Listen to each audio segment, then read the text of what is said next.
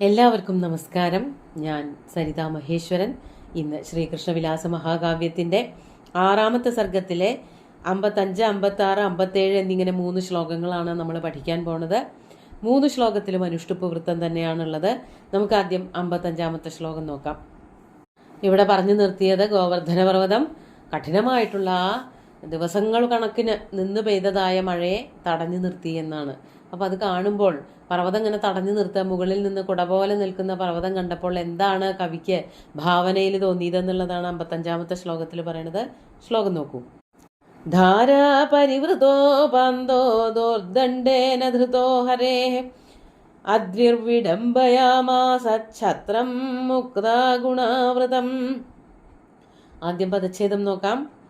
ധാരാ പരിവൃതോ പാന്ത ദോർദണ്ഡേന ധൃത ഹരേഹ അദ്രി വിഡംബയാമാസ ഛത്രം മുക്തഗുണാവൃതം.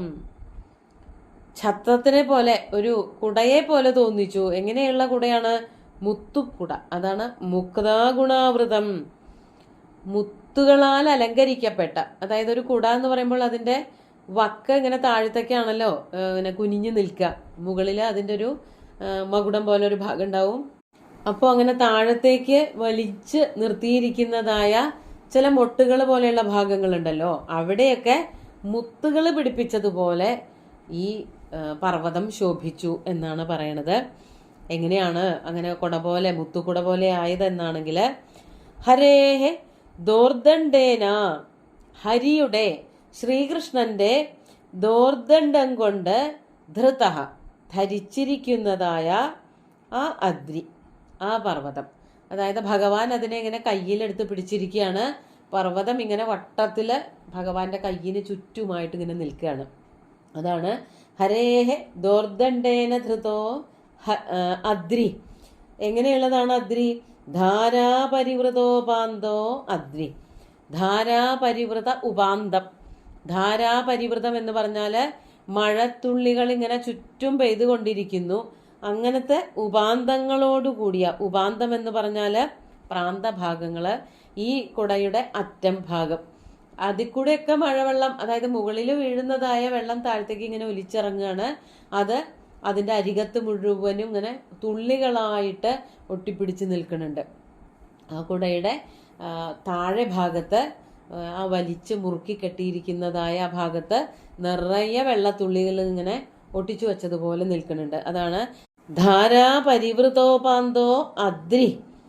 ആ വെള്ളത്തുള്ളികളാൽ അലങ്കരിക്കപ്പെട്ട പർവ്വതമുണ്ടല്ലോ, അത് മുക്താഗുണാവൃതം ഛത്രം വിഡംബയാമാസ. മുത്തുമണികളാൽ അലങ്കരിക്കപ്പെട്ട ഒരു കുടയെ പോലെ തോന്നിച്ചു, കുടയുടെ ഭംഗിയെ അനുകരിച്ചു. അതാണ് മുക്താഗുണാവൃതം ഛത്രം വിഡംബയാമാസ. വിഡംബയാമാസ എന്ന് പറഞ്ഞാൽ അനുകരിച്ചു, ഉപമാലങ്കാരാണ്. അതായത് വെള്ളത്തുള്ളികൾ ഇങ്ങനെ ഒഴുകി വീണുകൊണ്ടിരിക്കുന്നതായ, മുകളിൽ നിന്ന് താഴത്തേക്ക് ഒഴുകി വീണുകൊണ്ടിരിക്കുന്നതായ പർവ്വതത്തിനെ കാണുമ്പോൾ മുത്തുകൾ വച്ചു പിടിപ്പിച്ചിരിക്കുന്നതായ ഒരു കുട പോലെ, മുത്തുകുട പോലെയുള്ളൊരു തോന്നൽ ദൂരെ നിന്ന് നോക്കുന്നവർക്ക് ഉണ്ടായി എന്നാണ് പറയണത്. അതുപോലെയാണ് ഭഗവാൻ അത് പൊക്കി പിടിച്ചുകൊണ്ടിരുന്നത്. ഒരു കുട ആക്കി പിടിച്ചു എന്ന് തന്നെയാണല്ലോ അവിടെ പറഞ്ഞത്.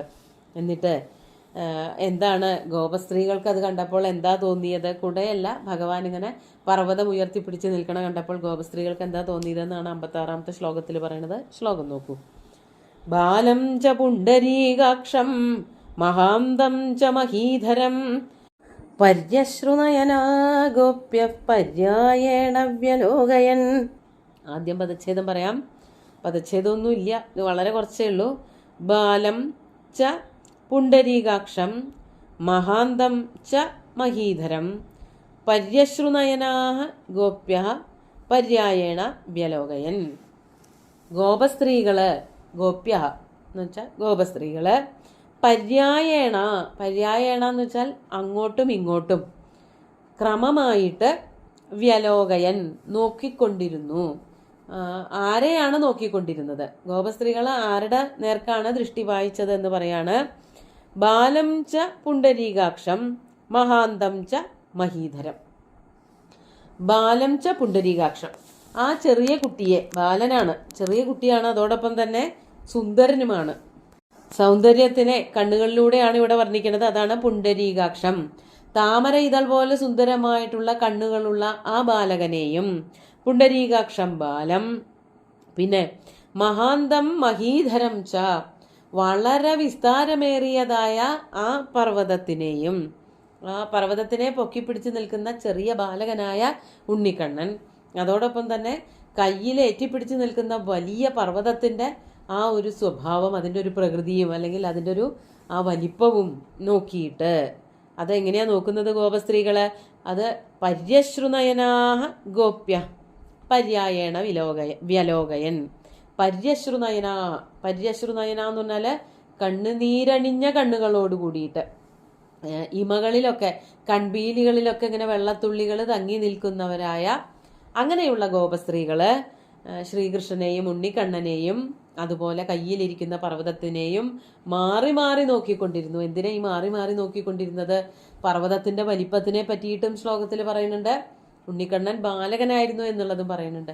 ഇത്ര ചെറിയ കുട്ടിക്ക് ഇത്ര വലിയൊരു പർവ്വതം പൊക്കി പിടിക്കാനുള്ള കഴിവുണ്ടോ, പ്രാപ്തിയുണ്ടോ? ചെറിയ കുട്ടിയല്ലേ, കയ്യിൽ നിന്ന് താഴത്തേക്കൊറ്റ വീഴോ എന്ന് പലതും ആലോചിക്കുന്നുണ്ട്. പക്ഷേ ശ്രീകൃഷ്ണനെ അവർക്ക് എല്ലാവർക്കും ഉറച്ച വിശ്വാസമാണെന്നുള്ളത് കൊണ്ട് ആ സംശയമൊന്നുമില്ല. തങ്ങളെ രക്ഷിച്ചുല്ലോ, ഈ വലിയ മഴയിൽ നിന്ന്, ഇന്ദ്രന്റെ കോപത്തിൽ നിന്ന് തങ്ങളെ രക്ഷിച്ചു എന്നുള്ളതിന്റെ ആ കൃതജ്ഞതയോട് കൂടിയിട്ട് ഗോപസ്ത്രീകള് കണ്ണീര് അണിഞ്ഞുകൊണ്ട്, കണ്ണീരെന്നുള്ളത് കൊണ്ട് അവിടെ സന്തോഷ കണ്ണീരാണ്, സന്തോഷ കണ്ണീര് നിറഞ്ഞ കണ്ണുകളോട് കൂടിയിട്ട് ശ്രീകൃഷ്ണനെയും ഒപ്പം തന്നെ കയ്യിലെടുത്ത് പിടിച്ചിരിക്കുന്നതായ വലിയ പർവ്വതത്തിനെയും മാറി മാറി നോക്കി എന്നാണ് ഇവിടെ വർണ്ണിച്ചിരിക്കുന്നത്. അതാണ് പര്യായേണ വ്യലോകയൻ എന്ന് പറഞ്ഞത്. ഗോപസ്ത്രീകളെ പര്യായേണ, അതായത് ഒന്ന് പർവ്വതത്തിനെ നോക്കും, പിന്നെ ഉണ്ണിക്കണ്ണനെ നോക്കും, അങ്ങനെ മാറി മാറി അത്ഭുതത്തോടുകൂടി സന്തോഷത്തോടുകൂടി ആ നന്ദിയോടുകൂടി ഒക്കെ അവരിങ്ങനെ നോക്കിക്കൊണ്ടിരുന്നു എന്നാണ് ഇവിടെ വർണ്ണിക്കുന്നത്. നമുക്ക് 57ാമത്തെ ശ്ലോകം കൂടി നോക്കാം. നാഥനാരായണ ശ്രീമന്നനാഥ ജനബാന്ധവ പാഹി മേ പുത്രമാപന്നമിത്യരോധി യശോദയാ. ആദ്യം പദച്ഛേദം പറയാം. നാഥ നാരായണ ശ്രീമൻ അനാഥജനബാന്ധവ പാഹി മേ പുത്രം ആപന്നം ഇതി അരോധി യശോദയാ. ഇവിടെ യശോദയുടെ കരച്ചിലിനെ പറ്റിയിട്ടാണ് പറയണത് 57ാമത്തെ ശ്ലോകത്തിൽ. ഭഗവാൻ മഹാവിഷ്ണുവിനെ വിളിച്ച് പ്രാർത്ഥിക്കുകയാണ് യശോദ ചെയ്യണത്. നാഥ നാരായണ ശ്രീമൻ, നാഥ ഈശ്വര, നാരായണ ഭഗവാനെ, ശ്രീ മഹാവിഷ്ണു എന്നൊക്കെ പറഞ്ഞ് സംബോധന ചെയ്യാണ്. കഴിഞ്ഞില്ല. അനാഥജനബാന്ധവ, അനാഥജനങ്ങൾക്ക്, ആരുമില്ലാത്തവർക്കെന്നും തുണയായിട്ടുള്ളവനെ ഭഗവാനെ മഹാവിഷ്ണു, എനിക്ക് ആരുമില്ല എന്ന് പറയണവർക്ക് ഭഗവാൻ തുണയുണ്ട്. ഒരിക്കലും അനാഥനാവുന്നില്ല. ഭഗവാൻ ആ ആൾക്കാരെ മുഴുവനും സനാഥനാക്കിക്കൊണ്ടിരിക്കുകയാണ്. അതുകൊണ്ട് അനാഥജനബാന്ധവനാണ് ഭഗവാൻ മഹാവിഷ്ണു. അതുകൊണ്ടാണ് യശോദ അങ്ങനെ പറഞ്ഞത്. നാഥ നാരായണ ശ്രീമൻ അനാഥജനബാന്ധവ എന്നിങ്ങനെ 4 വാക്കുകളും സംബോധനയാണ്. അങ്ങനെ ഭഗവാൻ മഹാവിഷ്ണുവിനെ വിളിച്ചിട്ട് പറയാണ്, മേ പുത്രം, എൻ്റെ പുത്രനെ. എങ്ങനെയുള്ള പുത്രനാണ്? പുത്രന് ഇപ്പം എന്താ പറ്റിയത്? ആപന്നം പുത്രം, ആപന്നം മേ പുത്രം. ആപന്നം എന്ന് പറഞ്ഞാൽ ആപത്ത് വന്ന് ചേർന്നവനായ, ആപത്ത് വന്നിരിക്കുകയാണല്ലോ, വലിയ മഴ, ഇടിവെട്ട്, ഇടി മിന്നൽ, അതോടൊപ്പം തന്നെ അതിൽ നിന്ന് രക്ഷിക്കാൻ വേണ്ടിയിട്ട് പർവ്വതം ഇതാ പൊക്കി പിടിച്ചിരിക്കുന്നു. ആ പർവ്വതത്തിനെ മുഴുവനും താങ്ങാനുള്ള ശക്തി ഈ കണ്ണനുണ്ണിക്കുണ്ടോ? അതൊന്നും അറിയില്ല. ഒരാപത്തിൽ പെട്ട് നിൽക്കുകയാണ്. താഴ്ത്ത് വയ്ക്കാനും വയ്യ, പൊക്കി പിടിക്കാനും വയ്യാണ്ടൊക്കെ ആയാൽ എന്താ അവസ്ഥ?